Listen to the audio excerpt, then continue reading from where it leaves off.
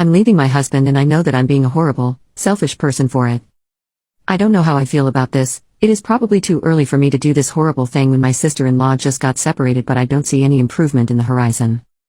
When my husband told me he was not taking the job up north because of sister-in-law's marital problems, I understood that and was supportive. We have always been close to my sister-in-law and my husband loves his sister and her children. I always admired their bond because I was never this close to my family. He stopped spending weekends with me and instead staying with sister-in-law and the children, and even several days a week when he doesn't even text me after work that he was spending the evening with the children. I didn't mind it because this is all new and sister-in-law isn't coping well after the separation. I told my husband that I missed him though, and that I wanted to be with him and maybe I should tag along some days. He said that I was being selfish for wanting the attention now. His sister needed the support, I should be more understanding. She and brother-in-law have been together since they were very young and she wasn't adjusting well with these new changes. I felt horrible and so selfish. I thought that I should be supportive.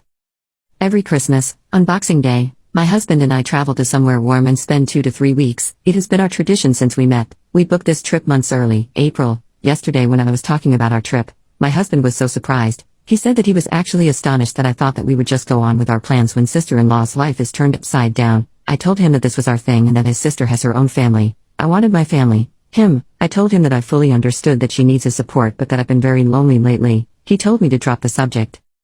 Today I chatted with the traveling agency to see if I could add my sister-in-law and her children. I thought that maybe it would be a good change of climate. Well, they would have to take a separate flight, but other than that it was possible even with such short notice to add them, so I called my husband to tell him the news. He was very excited. When he came home later, he told me that his sister didn't agree, however, so we are staying. I asked him why and he said that she didn't want to be around. Happy couples, right now. It was all I could do to hold back my tears. When my husband got that job offer in the small town up north, I started browsing job opportunities, and I sent my CV around. One hospital answered me a week ago. I think I want to take the job. After what happened today, I just logged in and made an appointment for a job interview. I know that my sister-in-law is hurting and that my husband is admirable for being there for her. This is all just so new for everyone and a big life change for sister-in-law and her children, but I feel like I'm number 2 in my own life. I feel neglected and like I have the supporting role in my own movie. I'm leaving my husband. I'm taking the new job and I will go with the plans and move to that small town and get away from everything and everyone. I think I need this new start. Judge me all you want. I know you will.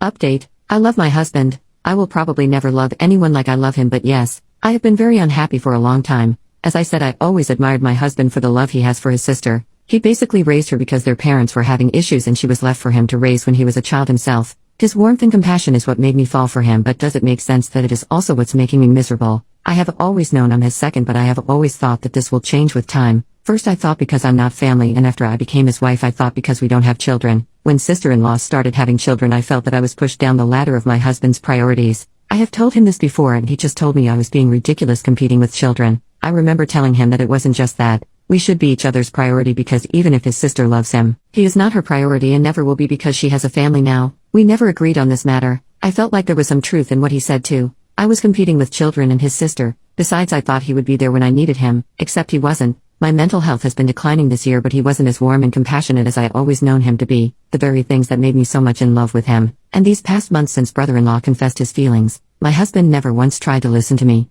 Never once he tried to understand why I didn't want to join them for the usual Sunday dinner, and never once told me he was staying with me instead since I obviously didn't want to go. On the contrary, it became something he was bothered about, even with my body physically reacting to my mental state. I have developed ulcers and lost crazy amounts of weight and hair. I guess him canceling the Christmas trip was just the straw. I love him but I can't anymore. I have spoken to him today before he went to his sister. I told him that he has known for months now that I'm unhappy and that I wanted to leave this city. I told him that I couldn't do it anymore, and I apologized that I chose this very inconvenient time when his sister is suffering, but that I couldn't do it anymore. He looked at me and was silent, and the disappointment in his eyes just broke me. He said that he couldn't believe that I have no compassion whatsoever when a family member is suffering, and yet I still want to go about my life as usual. Would the world end if we skipped our tradition once when he is needed somewhere else? I started crying because I couldn't reach out to him, and yes, if simplified, he is in the right. This looks like me sulking about a trip. I told him that I couldn't do this anymore. We are talking past each other and none of us wants to understand the other. He left. He texted me now that he never thought me to be selfish and that if I should do what I see fit, he will not stand in my way.